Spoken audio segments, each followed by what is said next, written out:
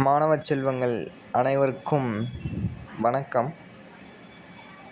Tamil outsource நிறைய PDF எல்லாமே download பண்ணி ரெடியாக வச்சுருக்கேன்.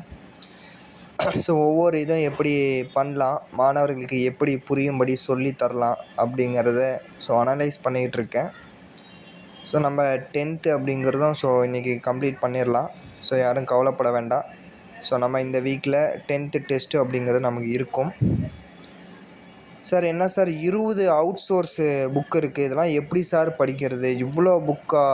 6லேருந்து 12th வரையும் new book, old book, old edition book, அப்புறம் 20 அவுட்சோர்ஸ் புக்கு, அப்புறம் கவர்மெண்ட் மெட்டீரியலு, அப்புறம் நியூ சிலபஸ் படி அந்த மெட்டீரியல் படிக்கணும், இந்த மெட்டீரியல் படிக்கணும், அப்படி படிக்கணும், இப்படி படிக்கணும்னு சார் அது கேட்டாலே பயமாக இருக்குது சார் அப்படின்னு நினைக்கக்கூடிய மாணவர்களா நீங்கள்? எனக்குமே பயமாக தான் இருக்குது. யாருமே கவலைப்பட வேண்டாம். எல்லாத்தையுமே அனலைஸ் பண்ணி பார்க்கும்போது, அதாவது படிக்கக்கூடிய டாபிக்ஸ் படிக்கக்கூடியது அதில் பார்த்திங்கன்னா, இப்போ இளங்கோவனார் புக் எடுத்திங்கன்னா ஒரு 100 பேஜ் தான். அதில் 300-400 பேஜ் இருக்குது. ஆனால் நமக்கு படிக்கக்கூடிய கண்டென்ட் அப்படிங்கிறதே 100 பேஜ் தான். அதே போல் நல்ல தமிழ் எழுத வேண்டுமா, அதுலேயும் ஒரு 100 to 150 பேஜ் தான். இம்பார்ட்டண்ட் பாயிண்ட்ஸ் மட்டும் படித்தா போதும். எக்ஸாம் பாயிண்ட் ஆஃப் வியூவில் நமக்கு என்ன தேவை அப்படிங்கிறத மட்டும் நம்ம அதிலேருந்து எடுத்துக்கிட்டால் போதும். புக்கில் 500 பேஜ் இருந்தாலும் சரி, 1000 பேஜ் இருந்தாலும் சரி, எவ்வளோ பேஜ் இருந்தாலும் சரி, எத்தனை புக் இருந்தாலும் சரி, நமக்கு என்ன தேவை, அதில் இருக்கக்கூடிய எக்ஸாம் பாயிண்ட் ஆஃப் வியூவில் கொஷின் பேப்பரில் கேட்கக்கூடிய கேள்விகளுக்கு நாம் சரியாக விடையளிக்க இந்த புத்தகத்திலிருந்து நாம் என்ன படிக்க வேண்டும் என்பதை மட்டும் படித்தால் போதும். யாருமே கவலைப்படாதீங்க. இது எல்லாத்தையும் நானே முடித்து கொடுக்க போகிறேன். உங்கள் கூட தான் நானும் சேர்ந்து படிக்க போகிறேன். என்னுடன் தான் நீங்களும் சேர்ந்து படிக்க போகிறீங்க. நான் இருக்கிற வரையும் என்னுடைய மாணவர்கள் எப்போதும் பயப்படக்கூடாது. ஃபஸ்ட்டு கவலைப்படக்கூடாது. சார் இவ்வளோ இருக்குது, அவ்வளோ இருக்குது, அவ்வளோ சிலபஸ் இருக்குது, எவ்வளோ சிலபஸ். இப்போ நியூ புக்கையே நம்ம முடிக்க போகிறோம். அடுத்து ஓல்டு புக்கெலாம் ரொம்ப ரொம்ப சிம்பிளாக முடிச்சிடலாம். ஓல்டு எடிஷன் புக்கெலாம் 5 நாள் இருந்தால் போதும். 6th 12th வரையுமே முடிச்சிடலாம். நமக்கு என்ன தேவையோ அதை மட்டும் படித்தால் போதும். தேவையில்லாத விஷயங்களை படித்து நம்மளுடைய மைண்டில் ஏற்றுறத விட தேவையான விஷயங்கள் என்ன, எக்ஸாம் பாயிண்ட் ஆஃப் வியூவில் விஷயம் என்ன, எதை நம்ம படிக்கணும் அதை தெரிஞ்சு தெளிவாக படிக்கணும். சார் எப்படி படிக்கிறதுனே தெரில சார், அதற்கு தான் நான் இருக்கிறேன். அதற்கு வழிகாட்டுவதற்காக தான் நான் உங்களுடன் இருக்கின்றேன். யாரும் எதற்காகவும் கவலைப்படக்கூடாது. நான் குரூப்பில் அனுப்புகிற ஒவ்வொரு மெசேஜும் பார்த்து அனுப்புகிறேன். உங்களுக்கு என்ன தேவையோ அதை மட்டும்தான் அனுப்புவேன். தேவையில்லாத விஷயங்கள்லாம் நிறைய எதுவுமே அனுப்ப மாட்டேன்.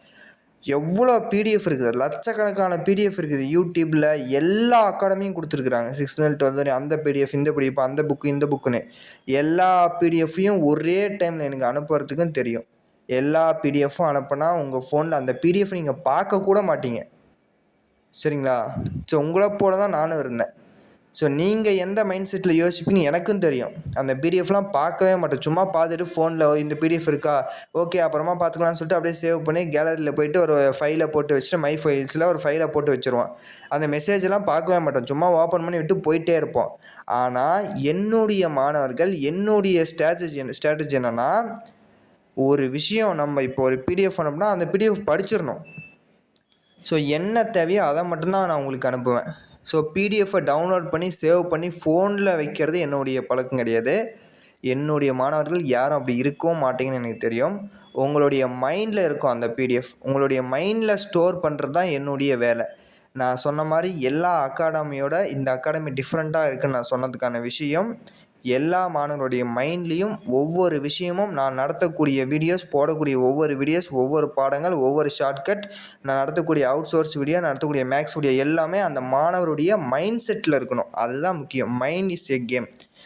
மைண்ட் செட்டை வச்சு தான் நம்ம எக்ஸாம் எழுத போகிறோம். ஃபோனில் இருக்கக்கூடிய பிடிஎஃப் சேவ் பண்ணி நம்ம எக்ஸாம் அப்படிங்கிறத என்ன செய்ய போகிறதில்ல, பிடிஎஃப்பை டவுன்லோட் பண்ணி எக்ஸாம் நம்ம எழுத போகிறதில்ல அப்படிங்கிறத மட்டும் தெளிவாக ஞாபகம் வச்சுக்கோங்க.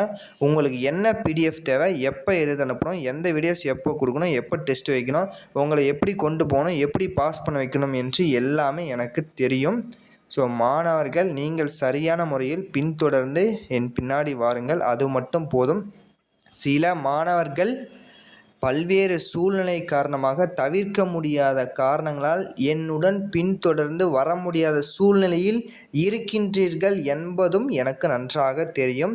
இருந்தாலும் சில பேர் இப்போ 2வது ஷெட்யூல் 3வது ஷெட்யூல் இப்போ தான் படிக்கிறீங்க. சிலர் 8th புக்கு இப்போ தான் படிக்கிறீங்க. 9th புக்கு இப்போ தான் படிக்கிறீங்க. ஸோ என் கூட வர முடியலனாலும் என்னை ஃபாலோ பண்ணிட்டு தான் இருக்கீங்க அப்படிங்கிறது 100% எனக்கு தெரியும். ஸோ அப்படியே ஃபாலோ பண்ணிட்டு வாங்க.